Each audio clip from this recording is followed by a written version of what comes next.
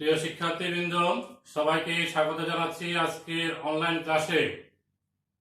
আজকে আমরা পদার্থবিজ্ঞান দ্বিতীয় পত্রের দ্বিতীয় অধ্যায়ের সমান্তরাল পাত ধারকের ধারকত্ব, রাশিমালা এবং ধারকের ব্যবহার নিয়ে, সমবায় নিয়ে আলোচনা করব। প্রথমত তোমাদেরকে বলি, এটি হচ্ছে আমাদের 12তম ক্লাস স্থির তড়িৎ অধ্যায়ের উপর। এটি হচ্ছে এই পাঠ হচ্ছে কত 12তম পাঠ। কোন অধ্যায় নিয়ে আমরা আলোচনা করতেছি? স্থির তড়িৎ পদার্থবিজ্ঞান দ্বিতীয় পত্র। পদার্থবিজ্ঞান দ্বিতীয় পত্রের স্থির তড়িৎ অধ্যায়ের 12তম পাঠ। আজকের ক্লাসে মূলত আমরা ধারকের সমবায় আলোচনা করব। তার আগে ধারক নিয়ে একটু কথা বলি। ধারক হচ্ছে তড়িৎ আদান রূপে শক্তি সঞ্চয় করে রাখার যান্ত্রিক ব্যবস্থা বা কৌশল। এর আগের ক্লাসগুলোতে আমরা বিশদ আলোচনা করেছি। এখন আমি তোমাদেরকে একটু জানাতে চাই সমান্তরাল পাত ধারক কি এবং সেই সমান্তরাল পাত ধারকের রাশিমালা এটি একটু দেখায়। সমান্তরাল পাত ধারক হচ্ছে পাশাপাশি একই ক্ষেত্রফল বিশিষ্ট দুটি পাতকে সমান্তরালভাবে স্থাপন করব। মাঝখানে একটি পরাবৈদ্যুতিক মাধ্যম থাকবে। এই দুটা পাতের প্রথমটাকে অন্তরিত, এটিকে আমরা কোষের ধনাত্মক প্রান্তের সাথে, এটাকে ঋণাত্মক প্রান্তের সাথে যুক্ত করলাম, তাহলে সমান্তরাল পাত ধারক তৈরি হলো। এটি আমাদের 11তম ক্লাসে আমরা এই সমান্তরাল পাত ধারকের ধারকত্বের রাশিমালা প্রতিপাদন করছিলাম। সেটি হচ্ছে K epsilon naught A divided by D. যখন এই পাতের ক্ষেত্রফল, এই পাতগুলোর ক্ষেত্রফল হচ্ছে এ, পাতের কি ক্ষেত্রফল হচ্ছে এ, পাতদ্বয়ের মধ্যবর্তী দূরত্ব ডি। এটা কি পাত দ্বয়ের মধ্যবর্তী দূরত্ব। আর এখানে যে মাধ্যমটা রাখা আছে সেটি হচ্ছে পরাবৈদ্যুতিক মাধ্যম। কি রাখা আছে এখানে? পরাবৈদ্যুতিক মাধ্যম, যার তড়িৎ মাধ্যমাঙ্ক হচ্ছে কে। এপসিলন নট হচ্ছে শূন্যস্থানের ভেদন যোগ্যতা। শূন্যস্থানের ভেদন যোগ্যতা এটি একটি ধ্রুবমান, এটি জানা আছে। মাধ্যমের পরাবৈদ্যুতিক ধ্রুব, এটিও ধ্রুবমান, এটিও তোমার জানা থাকবে। ক্ষেত্রফল যদি আমরা জানতে পারি, মধ্যবর্তী দূরত্ব যদি আমরা ডি এর মান জানতে পারি, তাহলে ধারকত্ব নির্ণয় করা যাবে। কিন্তু যদি সেখানে আরেকটি ভিন্ন প্রেক্ষাপট থাকে, প্রথমে বললো বায়ু মাধ্যম কিংবা অন্য একটা মাধ্যম, বায়ু মাধ্যমের জন্য তুমি কে=1 লিখলা, অন্য কোনো মাধ্যমের জন্য যাই থাকবে তা পরাবৈদ্যুতিক মাধ্যমাঙ্ক জেনে নিয়ে আমরা বাকি রাশিগুলো বসিয়ে করতে পারবো। কিন্তু যদি বলা হয় মাঝখানের যেই পরাবৈদ্যুতিক মাধ্যম আছে, সেখানে যদি পলক বা পাত আকৃতির এরকম একটি পরাবৈদ্যুতিক মাধ্যম থাকে, যার এটি হচ্ছে কি দুই পাতের মধ্যবর্তী দূরত্ব ডি, এবং যদি বলা হয় যে এখানে যেই পরাবৈদ্যুতিক মাধ্যমটা রাখা হলো ফলক বা পাত আকৃতির, এটা কি ধরনের? পরাবৈদ্যুতিক ফলক। পরাবৈদ্যুতিক মাধ্যম দিয়ে তৈরি একটি ফলক, অভ্র হতে পারে, মোম হতে পারে, কাঁচ হতে পারে। ফলক যার পুরুত্ব হচ্ছে টি, দুই পাতের মধ্যবর্তী দূরত্ব ডি, পুরুত্ব হচ্ছে টি। তাহলে তখন এখানে আমরা দেখাতে সক্ষম যে ধারকত্বের মান পরিবর্তন হয়ে তখন হবে C epsilon naught A divided by D minus T into 1 minus 1 by K। এই সমীকরণটা তখন আসবে epsilon naught A D minus T into 1 minus 1 by K। খেয়াল করে দেখো, যদি T সমান D হয়, তাহলে কিন্তু আমার ইকুয়েশনটা কি আসবে, এই সমীকরণটা চলে আসবে। কেমনে? এখানে দেখো টি সমান কি লিখবো, ডি লিখবো, তাহলে D minus D minus plus D by K, নিচের টার্ম আসবে, নিচের টার্মটা থাকবে ডি বাই কে।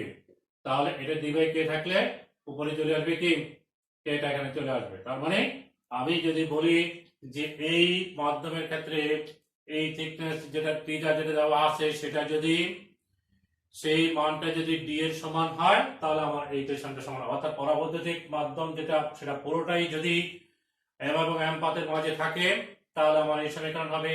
কিন্তু যদি অন্য কোন মাধ্যমের একটি ফলক আকৃতির, বলছি এটা কি ফলক আকৃতির পরিবাহী, এই পরাবৈদ্যুতিক মাধ্যম ফলক আকৃতির যার পুরুত্ব হচ্ছে টি, তখন আমাদের ইকুয়েশন হবে epsilon naught a divided by d minus t into 1 minus 1 by k ব্র্যাকেটে থাকবে।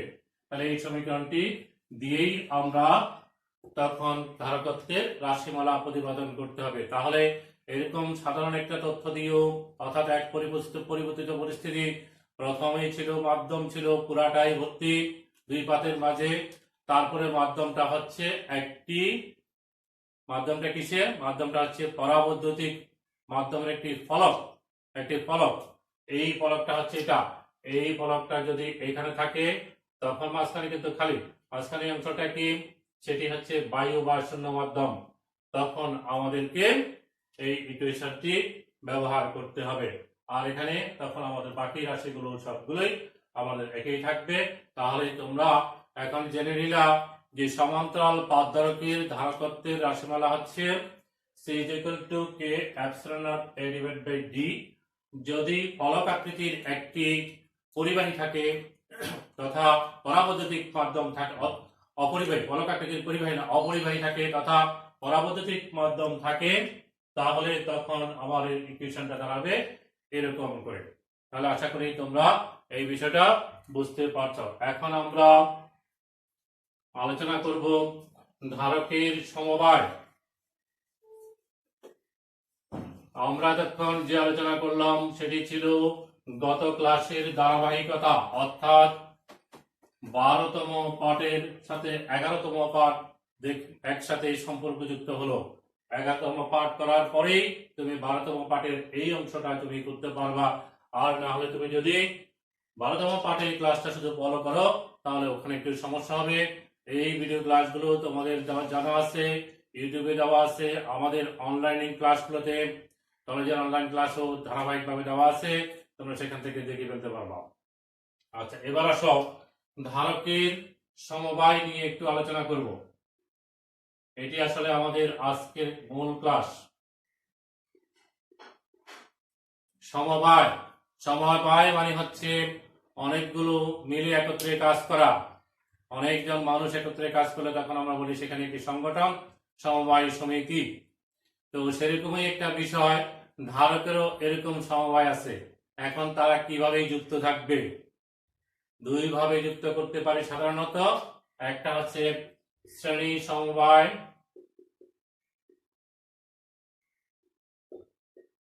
আর একটা হচ্ছে সমান্তরাল সমবায়। আরো একটি সমবায় কাজ করি আমরা, সেটি হচ্ছে মিশ্র সমবায়। এখন প্রশ্ন হলো এই সমবায়ের প্রয়োজন কেন? কখনো কখনো আমাদেরকে একটা ধারকের বদলে একাধিক ধারক ব্যবহার করার প্রয়োজন হয়। যেমন তোমাকে বলা হলো যে কি একটা ধারকের ধারকত্ব হচ্ছে 1 মাইক্রোফ্যারাড আর এটা হচ্ছে 2 মাইক্রোফ্যারাড। এখন তোমার দরকার 3 মাইক্রোফ্যারাড, তাহলে কিভাবে যুক্ত করবা? তুমি কি শ্রেণীতে যুক্ত করবা না সমান্তরালে যুক্ত করবা? বা আরেকটা হলো ধরো 3 মাইক্রোফ্যারাড, তাহলে তুমি তোমার কাঙ্ক্ষিত ধারকত্ব পাওয়ার জন্য কোন ধারকটা ব্যবহার করবা? 1 2 3 কোনটাই দরকার না, সরি কোনটাই আমার প্রয়োজন নাই, কিন্তু আমার একটা ভিন্ন মানের দরকার আছে। যেমন ধরো তোমার যদি এই 3 3 5 6 দরকার, তাহলে কি সবগুলো শ্রেণীতে যুক্ত করে দিবা না সমান্তরালে যুক্ত করবা? রোদের যদি কথা মাথায় আসে তাহলে মনে হবে যে শ্রেণীতে যুক্ত করে দিব না। যদি আমাদেরকে সমবায়ের কথা চিন্তা করতে হয় তখন আমাদের ধারকের সমবায়টা কিভাবে কাজ করে সেই বিষয়গুলো আলোচনা করতে হবে। প্রাথমিকভাবে বলে নিই, যখন একাধিক ধারককে শ্রেণীতে যুক্ত করা হয় তখন তাদের তুল্য ধারকত্বের মান কমে যায়, আর যখন সমান্তরালে যুক্ত করা হয় তখন তাদের ধারকত্ব বৃদ্ধি পায়। যেমন ধরো তোমার এখন 6 মাইক্রোফ্যারাড দরকার, তাহলে 1 2 3 এই তিনটা মানের ধারকত্ব বিশিষ্ট তিনটি ধারককে তুমি যুক্ত করবা সমান্তরালে, তাহলে তখন ধারকত্ব হবে 6 মাইক্রোফ্যারাড। তো সেটি আমরা আলোচনায় রাখি কিভাবে আমরা শ্রেণী সমবায়টা এইভাবে যোগ করার কথা বললাম, সমান্তরাল সমবায়ের কথা বললাম। আর শ্রেণী সমবায় কেন যোগ করলে হবে না, কেন কম হবে, সেই রাশিমালাগুলো সেই বিষয়ে আলোচনা এখন করি। প্রথমত আসি, একটি ধারককে আমরা এরকম একটি দুটো রেখা এবং দুটো পাশে দুটো টান দিয়ে, এটি হচ্ছে ধারকের প্রতীক, এই চিহ্নটা দিয়ে ধারক বোঝানো হয়। যেমন আমরা বোঝাই, এটি হচ্ছে একটি কোষ, একটা বড় একটা ছোট দাগ থাকবে, এটা উচ্চভাবে পাশে নিম্ন বিভব, এখানে আমরা ধনাত্মক চিহ্ন, এখানে ঋণাত্মক চিহ্ন দিই। ধারকের ক্ষেত্রে আমরা যেভাবে ব্যবহার করব সেইভাবে ধনাত্মক ঋণাত্মক হবে। এই দিক থেকে করলে এটা ধনাত্মক, এই দিক থেকে করলে এটা কোষের সংযোগের সাথে নির্ভর করবে।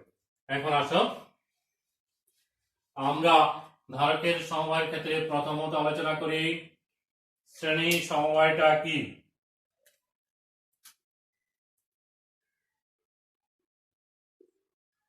ধারকের শ্রেণী সমবায় কিসের? ধারকের।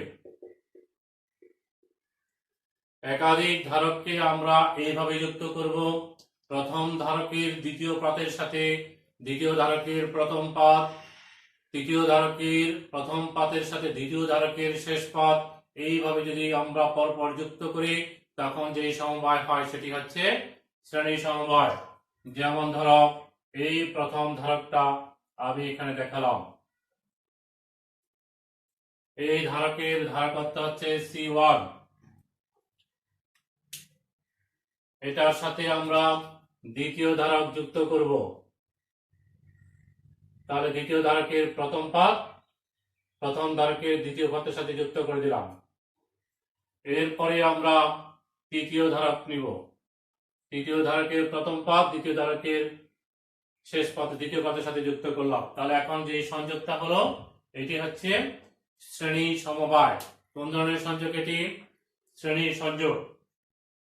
এখন দেখো, এই ধারকের ধারকত্ব মনে করলাম C1, দ্বিতীয়টা ধারকত্ব C2, তৃতীয়টা ধারকত্ব হচ্ছে C3, তাদেরকে একটি বর্তনীর সাথে যুক্ত করলাম, অর্থাৎ একটি কোষ দিয়ে যুক্ত করলাম। অপন করার জন্য একটি চাবি থাকলো, এটা হচ্ছে চাবি, এটা হচ্ছে কোষ, কোষের সাথে যুক্ত করে দিলাম। এখন আসো, এইখানে যখন আমরা কোষের সাথে যুক্ত করলাম, প্রথম ধারকের প্রথম পাত, এখান থেকে ধনাত্মক চার্জে চার্জ দিতে হবে, এটি ধনাত্মক ভাবে চার্জ দিতে হবে। আবেশের কারণে এখানে এই দ্বিতীয় পাতে ঋণাত্মক হবে, অনুরূপ ভাবে এখানে কি হবে? এখানে হবে ধনাত্মক হবে আবেশের কারণে, আর এটার কারণেই এটাতে হবে ধনাত্মক। সেম ঘটনাগুলো ঘটতে থাকবে, এখানে ধনাত্মক, এখানে ধনাত্মক, এখানে ঋণাত্মক, ধনাত্মক, কিন্তু ইলেকট্রন এসে বাইরের পাতের এগুলোকে কি করবে? নিষ্ক্রিয় করে ফেলবে।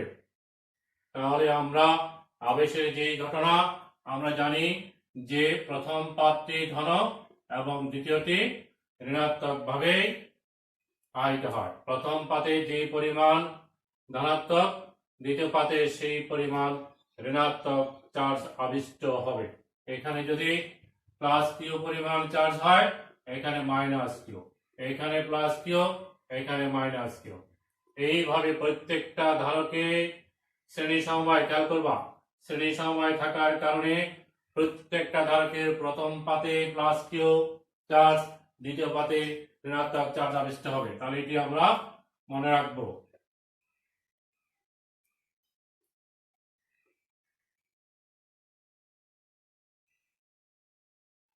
চিত্রটা স্পষ্ট দেখার জন্য আমি আগেরগুলো মুছে ফেললাম। এখন আসো প্রথম ধারকের দুই প্রান্তের বিভব, দ্বিতীয় ধারকের দুই প্রান্তের বিভব, তৃতীয় ধারকের দুই প্রান্তের বিভব কি সমান হবে? সমান হবে না। ধারকগুলোর ধারকত্ব অনুযায়ী প্রথম ধারকের বিভব হবে V1 ধরে নিলাম, দ্বিতীয় ধারকের দুই প্রান্তের মধ্যবর্তী V2, তৃতীয় ধারকের দুই প্রান্তের মধ্যবর্তী বিভব হচ্ছে V3।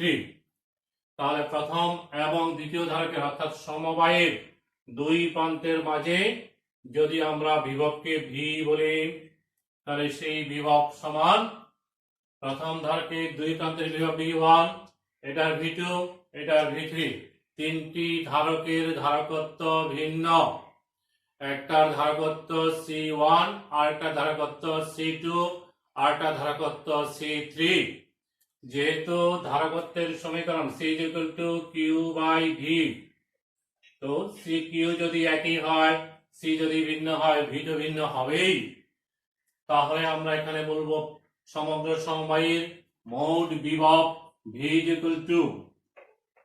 সমগ্র সমবায়ের মোট বিভব V হবে প্রত্যেকটি ধারকের বিভবের সমষ্টির সমান। তাহলে প্রথম ধারকের জন্য আমরা লিখতে পারি C1 = Q/V1, তাহলে V1 = Q/C1। অনুরূপভাবে দ্বিতীয় ধারকের জন্য লিখতে পারি Q/V2, V2 সমান Q/C2। তাহলে আমরা এখানে মান যদি বসাই, তাহলে আমরা এখানে পাই প্রথমটার জন্য Q/C1, Q/C2, Q/C3। এইভাবে আইন সংখ্যক যদি হয়, তাহলে আমরা এখান থেকে Q কমন নিলে পাই 1/C1 plus 1/C2 plus 1/C3। তিনটার জন্য আমরা আপাতত দেখাই। তাহলে বোঝা গেছে কিভাবে V1, V2, V3 এর মান বসালাম। আচ্ছা, এখন আসো এইবার আমরা বলি তুল্য ধারক কাকে বলবো? সমবায়ের একাধিক ধারকের পরিবর্তে যদি একটি মাত্র ধারক ব্যবহার করা হয়, একটি মাত্র ধারক ব্যবহার করা হয়, তখন সমবায়ের যে পরিমাণ চার্জ দিলে বিভব, মোট বিভব যা পাওয়া যায়, ওই ধারকে যদি একই পরিমাণ চার্জ দেওয়ার কারণে বিভব একই হয়, তাহলে ওই ধারককে বলা হবে সমবায়ের তুল্য ধারক। আর একটু বলি, আমার এখানে তিনটি ধারক আছে, এই তিনটা ধারকে আমরা কি পরিমাণ চার্জ দিলাম? দুই প্রান্তের বিভব পেলাম V। এটার পরিবর্তে যদি আমরা একটি মাত্র ধারক ব্যবহার করলাম,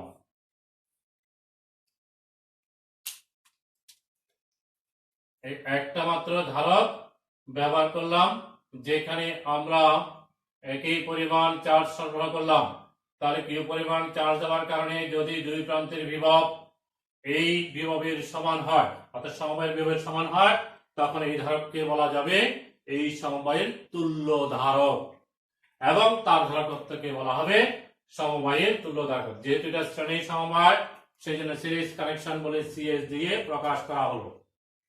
এখন তাহলে এই সমবায়ের ক্ষেত্রে আমরা লিখতে পারি, এখানে যে সমবায়টা আমরা দেখালাম, তুল্য ধারকের জন্য CS = Q/V লেখা যাবে। দ্যাট মিন্স আমরা এখানে লিখতে পারি V হচ্ছে Q/CS।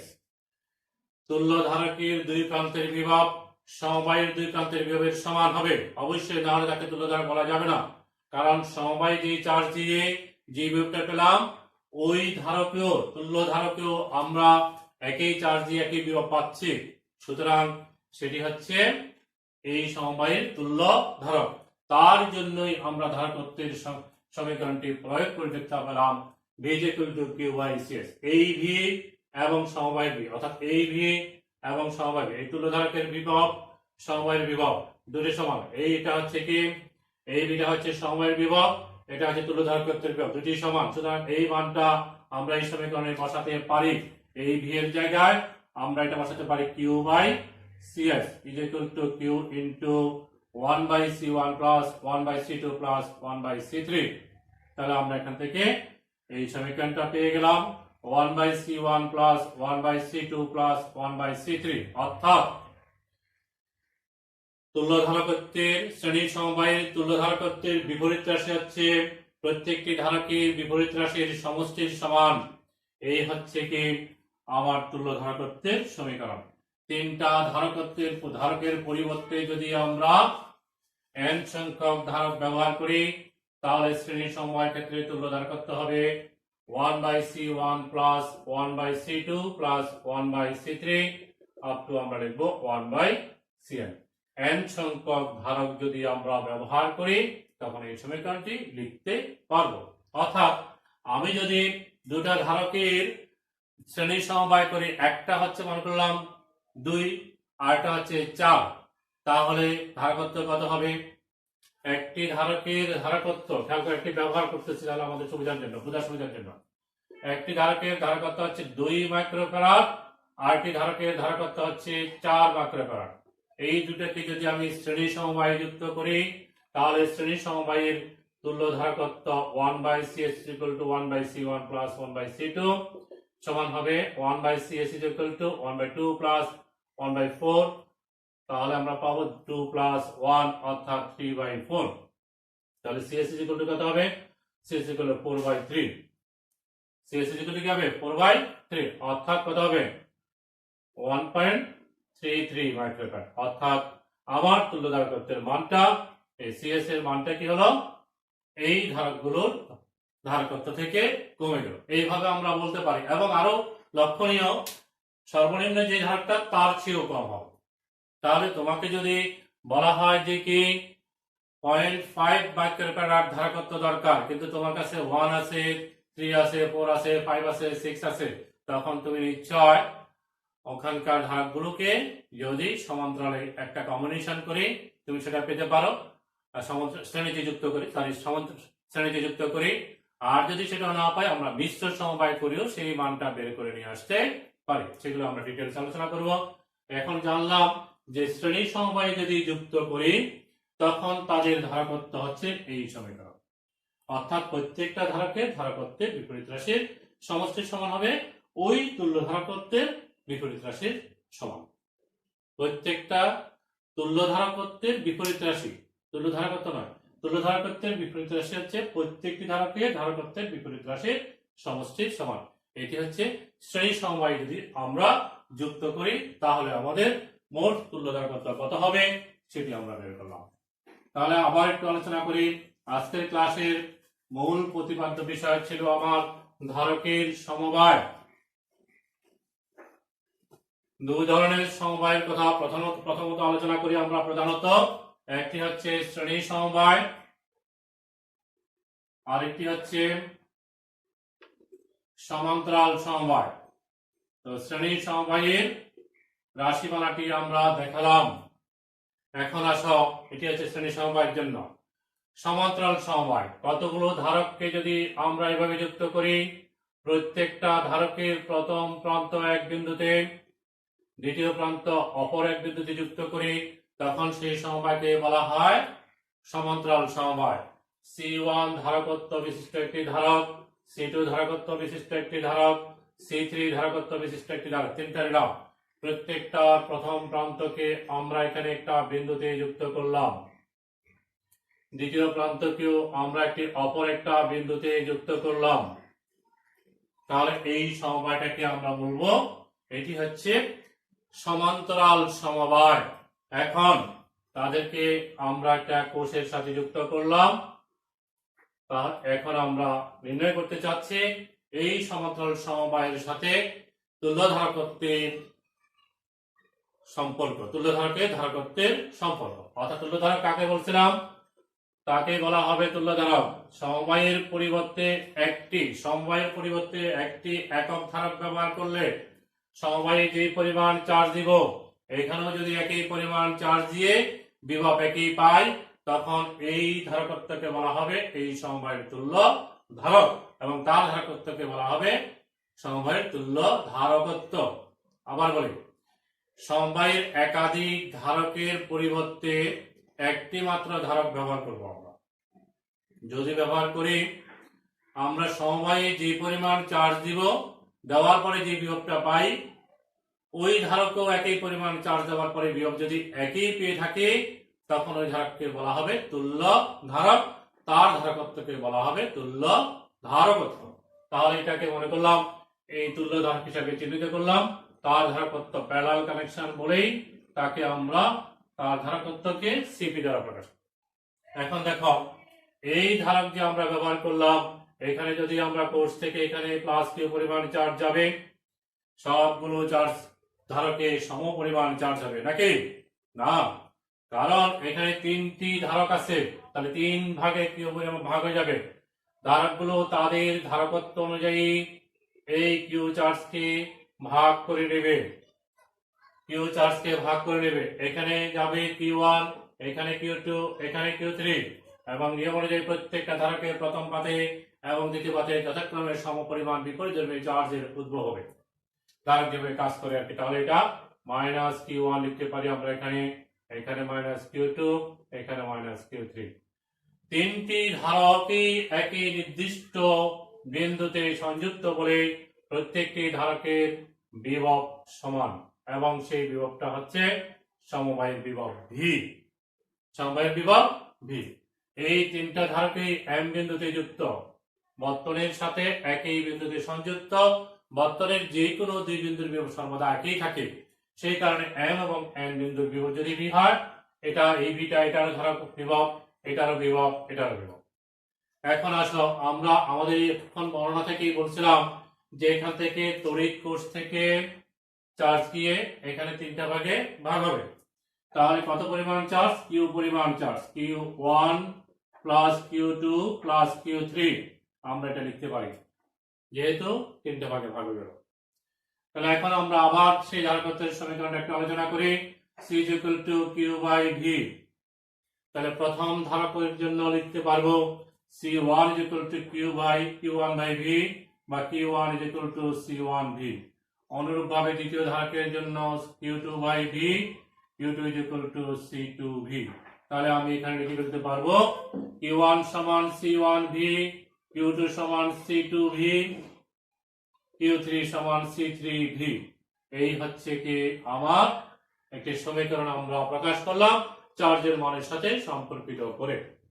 এখন আসো, যদি এই সমবায়ের পরিবর্তে এই ধারকটা ব্যবহার করলাম, সেখানেও আমার এখানকার মতো কিউ চার্জ দিলাম, তাহলে দুই প্রান্তের বিভব পেলাম আমি ভি এখানকার মতো। তাহলে এই ধারককে বলা হবে এই সমবায়ের তুল্য ধারক, তার ধারকত্ব বলা হবে সমবায়ের তুল্য ধারকত্ব। তাহলে সেই ক্ষেত্রে আমরা এর জন্য লিখতে পারবো সিপি ইজ ইকুয়াল টু হচ্ছে কিউ বাই ভি, বা কিউ ইজ ইকুয়াল টু হচ্ছে সিপি ভি। এটি হচ্ছে আমার তুল্য ধারকের জন্য। তুল্য ধারকের চার্জ আর এখানকার সমবায়ের চার্জ একই, তার এই কিউ আর এই কিউ একই বলে কিউ এর মানটা সিপি ভি এটা এখানে আমরা বসাবো 1 নং সমীকরণে। তাহলে আমরা পাবো CP V is equal to C one V plus C two V plus C3 V। তাহলে আমরা পাচ্ছি এখান থেকে যদি আমরা V কমন নিই C1 plus C2 plus C3, তাহলে আমরা এখান থেকে লিখতে পারি CP সমান হচ্ছে C1 plus C2 plus C3।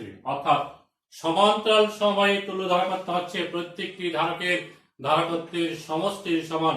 প্রথম ধারকের ধারকত্ব C1 যোগ দ্বিতীয় ধারকের ধারকত্ব C2 যোগ তৃতীয় ধারকের ধারকত্ব C3, তাহলে সবগুলোর সমষ্টি হবে, যোগফল হবে ওই সমান্তরাল তুল্য ধারকত্বের ধারকের ধারকত্ব হবে তুল্য ধারকত্বের মানের সমান।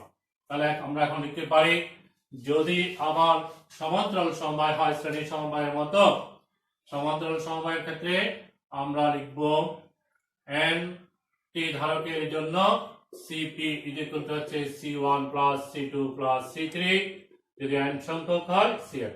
তাহলে আমরা এই দুটো সমীকরণ প্রতিপাদন করলাম, আলোচনা করলাম। একটা হচ্ছে শ্রেণী সমবায়ের জন্য তুল্য ধারকত্বের রাশিমালা, আর একটা হচ্ছে সমান্তরাল সমবায়ের জন্য তুল্য ধারকত্বের রাশিমালা। তো আজকের ক্লাসে আমরা প্রথমত আলোচনা করলাম সমান্তরাল পাত ধারকের ধারকত্ব, যেটি আমরা গত ক্লাসেও আলোচনা করছি। সেই ক্লাসে আমাদের ছিল সমান্তরাল পাত ধারকের ধারকত্বের রাশিমালা, সেটি আমরা নির্ণয় করছিলাম C is equal to K epsilon naught A divided by D। তারপরে আমরা এরপরে প্রাসঙ্গিকভাবে আলোচনা করলাম যে ধারকের দুই পাতের মাঝে যদি T টি পুরুত্বের একটি স্মল টি পুরুত্বের একটি যদি ফলক আকৃতির পরাবৈদ্যুতিক মাধ্যম রাখা হয় তাহলে ধারকত্ব কেমন হবে? সেটি হচ্ছে c is equal to epsilon naught a divided by d minus t into 1 minus 1 by k। এই সমীকরণটি আমরা মনে রাখবো, এটিও আমরা আলোচনা করছি, আজকে আলোচনা করলাম। এরপর আলোচনা করলাম আজ আমরা যে ধারকের সমবায়, দুটো সমবায় আলোচনা করলাম। একটা হচ্ছে শ্রেণী সমবায় আর একটা হচ্ছে সমান্তরাল সমবায়। শ্রেণী সমবায়ের জন্য তুল্য ধারকত্বের সমীকরণ প্রতিপাদন হলো, সমান্তরাল সমবায়ের জন্য তুল্য ধারকত্বের প্রতিপাদন হলো। এই সমবায় থেকে আমরা জানলাম শ্রেণী সমবায় যদি যুক্ত করি তখন তুল্য ধারকত্বের পরিমাণ হ্রাস পায়, আর সমান্তরাল সমবায় যুক্ত করলে মোট তুল্য ধারকত্ব বৃদ্ধি পাবে। তাহলে যদি আমার কখনো বেশি ধারকত্বের প্রয়োজন হয়, একাধিক ধারক নিয়ে তাদেরকে আমি সমান্তরালে যুক্ত করতে পারি। যদি কম ধারকত্বের প্রয়োজন হয় শ্রেণীতে যুক্ত করতে পারি। তারপরে আরেকটি সমবায় আছে, সেটি হচ্ছে মিশ্র সমবায়, অর্থাৎ সেখানে শ্রেণী এবং সমান্তরাল দুটোই থাকবে। সেই ক্ষেত্রে শ্রেণী এবং সমান্তরালের জন্য আলাদা আলাদাভাবে কাজ করে তারপরে আমাদেরকে কম্বিনেশন করতে হবে। এগুলো সৃজনশীল প্রশ্নের আলোচনায়, গাণিতিক প্রশ্ন আলোচনায় আমরা করব। তো এতক্ষণ আমার সাথে থাকার জন্য সবাইকে ধন্যবাদ জানিয়ে আজকের ক্লাস এখানে শেষ করছি। খোদা হাফেজ, সবাই ভালো থেকো।